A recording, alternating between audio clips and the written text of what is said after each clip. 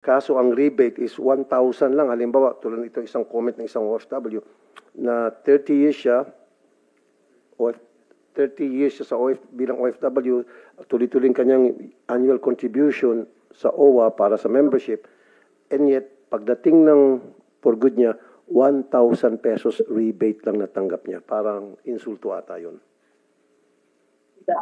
Opo. Yung pong rebate ay base po sa kanyang contribution, which is $25 every 2 years. And then kung siya po ay hindi naman nakakuha ng kahit anong benepisyo sa loob ng 10 taon, dyan po natin kukumputin yung kanyang rebate. So kung gaano pong karami yung kanyang naging contribution na $25, dun po natin ibabase at sa haba po ng panahon na kanya pong ibinigay yan sa OWA. Okay. Hindi po rin kasi Sen nakalakihan dahil yun lang po yun every 2 years. So again, aralin po namin ito kung paano magkakaroon tayo ng mas mahusay-husay at mas katanggap-tanggap na response pagdating po rito. That's good. I'd like to hear that. Thank you, Administrator Arnel Ignacio. Kasi nga naman, 1,000 pesos ang matatanggap mo after 30 years, huwag na lang magbigay kung ako tatanungin. Opo. Di ba? Pag-aralan nyo na lang po. Let's see what you can do. Pag-aralan po namin. Sige. Now, pangalawa, ito po. Maraming salamat po, Senator. And this is a very serious matter now. Na nasa Hong Kong ako, naglalakad ako sa isang kalye and kinausap ko ng isang OFW at sabi niya, sir, na concern na, kaalarma na, palaging may nagpapakamatay na OFW dito sa Hong Kong. Sabi ko, anong dahilan? Dahil daw sa money problem. Tinawagan ko si si Secretary Kakdak, that very moment, after a few minutes. And salamat at sinagot ako ni Secretary Kakdak. Although gabi na yun, if I'm not mistaken, 2023, merong 6 na nag-suicide. And then 2024, 5 nag-suicide. And then 2025, as of April, 1. That's very alarming for me.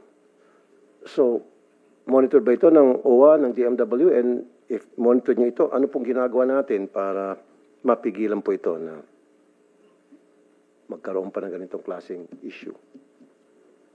Sige po, Sen. Aming salamat po. Ito pong mga kaso na, lalo na yung huling kaso na nadatna natin sa kinasamaang palad at tinutulungan po ang pamilya sa kasalukuyan, ang nakikita pong dahilan ay itong pagkakaroon ng kautangan na hindi nabayaran. Una, dalawa ang obserbasyon po namin dito. Mataas ang interest rate. Umaabot ng hanggang 48% ang interest rate.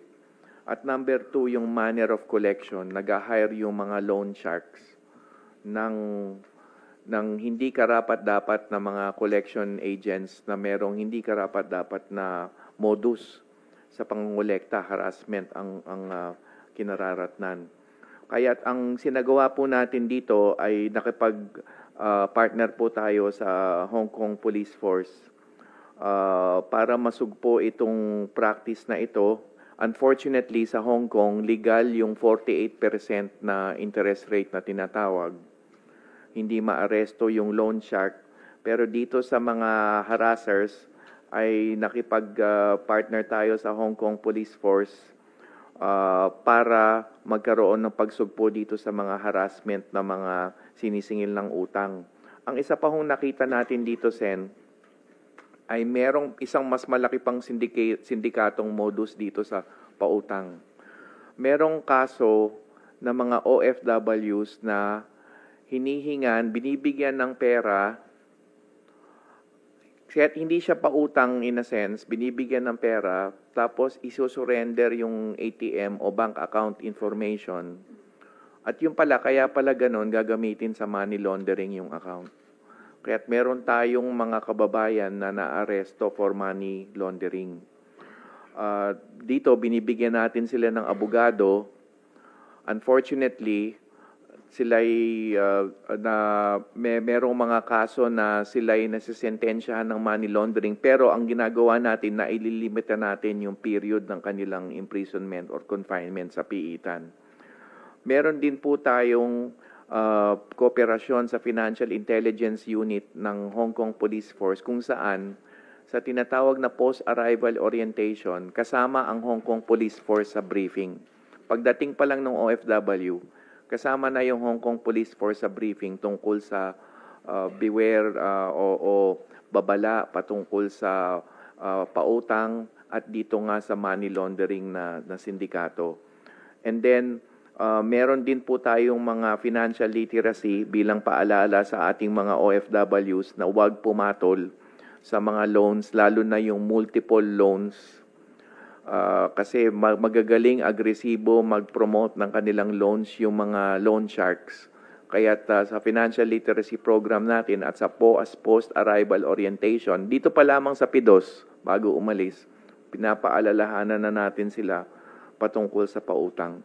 And you talk about PIDOS and PAOS. Okay, yun, maganda yun. Yung financial literacy, kasama ata yun sa PIDOS. Tama.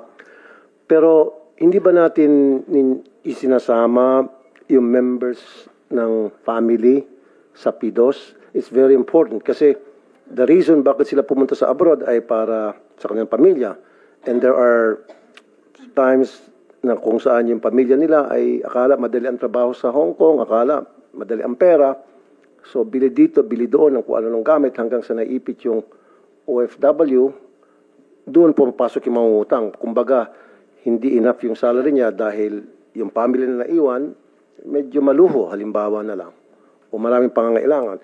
So, dapat sa PIDOS, we should make it a point from now on na kasama ang lahat ng member ng family.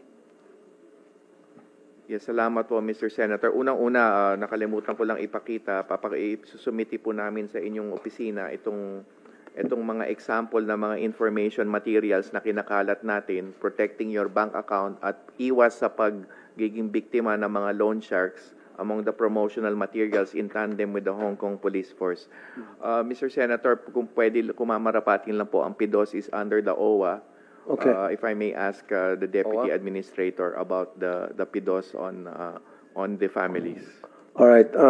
Arnel, admin, are you still there? Arnel Ignacio, admin? Pag wala na, maybe. Oh, he's there. Okay. Arnel.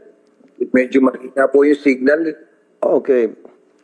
Ang sinabi ko, kasi ang pinag-usapan dito yung mataas na suicide rate sa Hong Kong ng mga OFWs at ang dahilan ay dahil nalulubog sila sa utang at napakataas ng interest rate at hindi na kayang babayaran, hinaharas sila ng nagpautang, etc. Now, sabi ko, dapat sa PIDOS,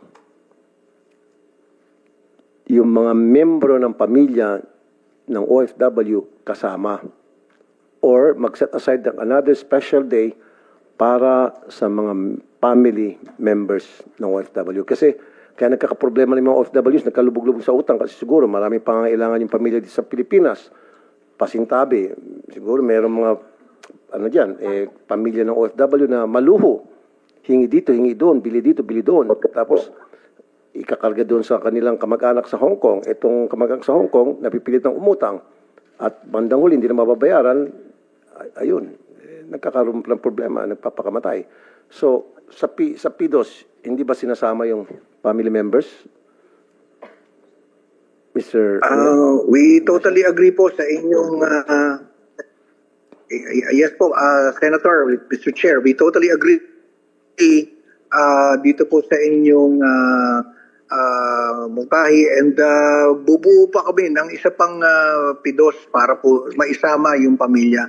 Currently, meron pong programa ang OWA na umiikot po kami aside from the information dissemination programs ng OWA. Meron pa po kami parokya ng OWA na information naman din para sa mga ganyan. Pero bubuo po kami ng PIDOS na isasama ang pamilya.